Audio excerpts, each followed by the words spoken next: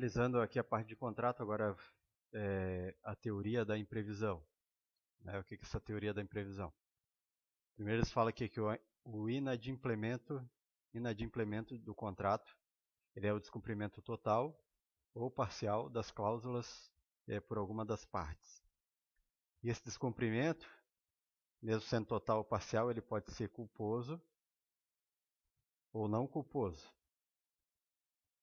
Se ele for culposo, ele pode ser por culpa do particular ou por culpa da administração. Se for por culpa do particular, o que vai acontecer? A administração vai aplicar sanções legais e contratuais e ainda poderá rescindir o contrato. Mas se a culpa for da administração, esse particular ele será ressarcido dos prejuízos, ele vai receber de volta a garantia,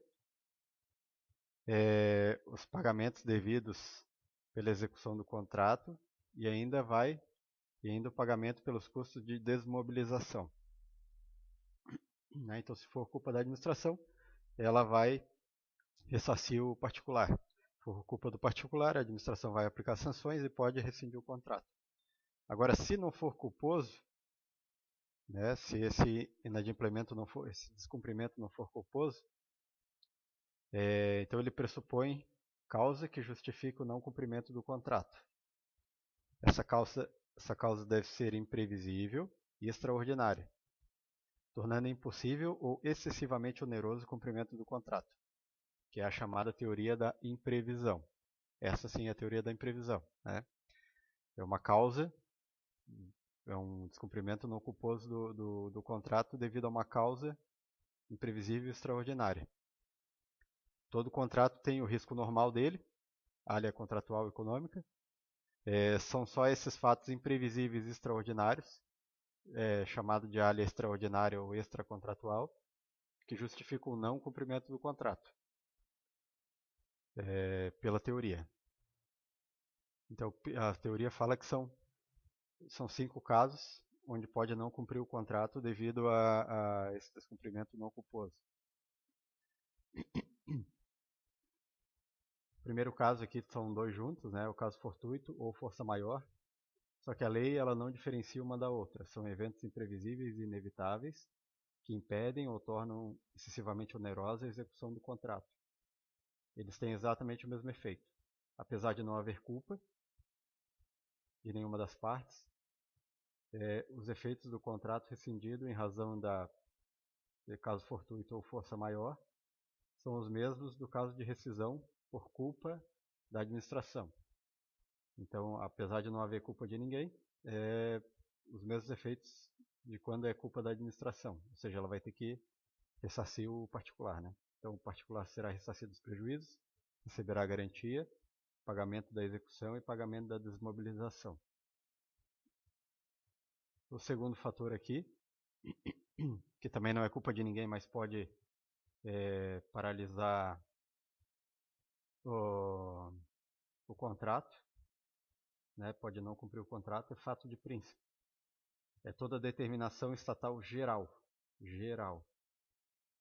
isto é, não relacionada com o contrato, imprevisível e inevitável que o afete. Por exemplo, o aumento exponencial do imposto que recai sobre o objeto do contrato, excesso oneroso, eu acho que eles queriam colocar aqui, excesso oneroso, ou proibição da venda do objeto do contrato, por exemplo, que torna o contrato impossível.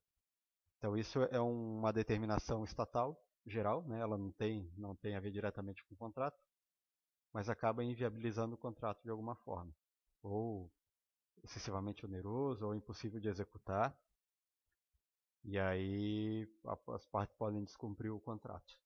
Então esse fato de príncipe seria segundo descumprimento não culposo. Terceiro é o fato da administração, que é toda ação ou omissão do poder público, aqui sim relacionado com o contrato, que o afete.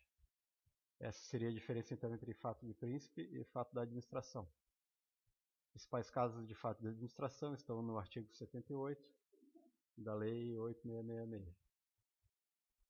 E por último aqui, interferências imprevistas, situações que antecedem o contrato Então elas antecedem o contrato, já estavam ali antes do contrato ocorrer, mas sua existência foi anotada após a celebração do contrato. Ele não impede a execução, mas faz com que fique onerosa. Por exemplo, na obra do metrô, é visto que existem botou errado aqui. Existem dutos de gás, por exemplo. Agora deu problema aqui.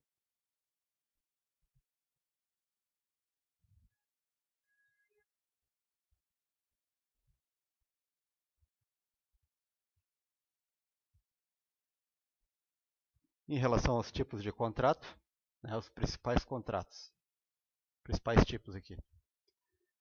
O primeiro é concessão de serviço público, que é o normal, né? O Estado transfere ao particular a prestação, a execução de um serviço público. Esse particular somente pode ser pessoa jurídica, né? Não há pessoa física concessionária de serviço público. Essa pessoa jurídica vai prestar o serviço por sua conta e risco. Por sua conta e risco. Pressupõe licitação prévia na modalidade de concorrência. Então, exemplo aqui é transporte aéreo, rádio, TV, telefonia. Entendimento aqui do STF. O STF entende que a responsabilidade civil da concessionária será sempre objetiva. Né? Não depende de qual culpa ou dolo do concessionário. Ele vai responder objetivamente no caso de responsabilidade civil. E ela responde tanto perante os usuários do serviço público como contra os não usuários. Aqui o Estado responde apenas de forma subsidiária. Irá responder apenas se os bens da concessionária não forem suficientes para satisfazer a indenização. Então, o primeiro tipo de contrato aqui principal é concessão de serviço público. O segundo é concessão de serviço público precedida de obra. Parecido com a concessão comum, a única diferença é que o particular deverá primeiro realizar a obra, para depois ser remunerado em razão da exploração dessa obra. Por exemplo, constrói uma rodovia para depois explorar mediante pedágio. Terceiro aqui é parceria público-privada, PPP. É um tipo de concessão também, né? É tudo concessão aqui.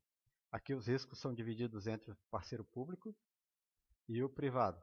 Essa divisão faz com que o Estado arque com parte da responsabilidade pela execução da tarefa, diferente da concessão comum, onde o particular atua por sua conta e risco.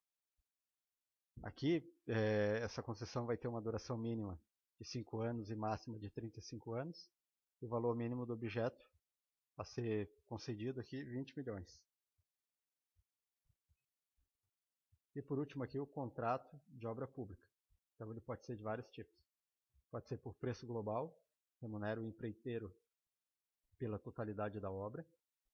Pode ser por preço unitário, contrata a obra por preço certo de unidades determinadas, por exemplo, por metro quadrado construído.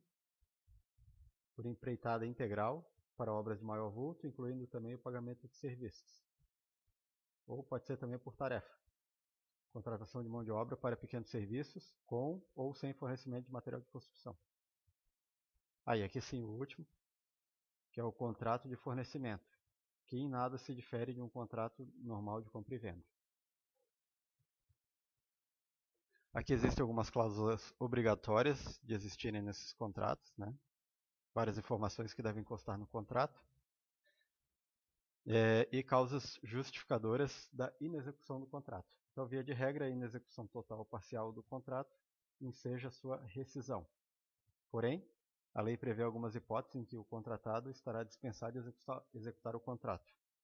Então, se houver um atraso superior a 90 dias no pagamento de bens ou serviços já recebidos ou executados, salvo em caso de calamidade pública, grave perturbação da ordem interna ou guerra, o contratado ele pode parar de executar o contrato, né? Isso é relativo, né? Salvo em caso de calamidade pública, grave perturbação da ordem ou guerra. Mas eles falaram em outra aula ali que acima de 120 dias seria uma possibilidade absoluta de paralisar esse contrato, independente de qualquer situação extraordinária. Esse é o primeiro caso, né? que justifica a inexecução do contrato. O segundo caso que justifica essa inexecução é a não liberação da área, local ou objeto para execução de serviço nos prazos contratuais. E terceiro seria o caso fortuito ou força maior, né? Então, como tem, provavelmente aqui envolve todos aqueles casos de descumprimento não culposo, né? Além do caso fortuito de força maior, o fato de príncipe, o fato da administração e interferência imprevista.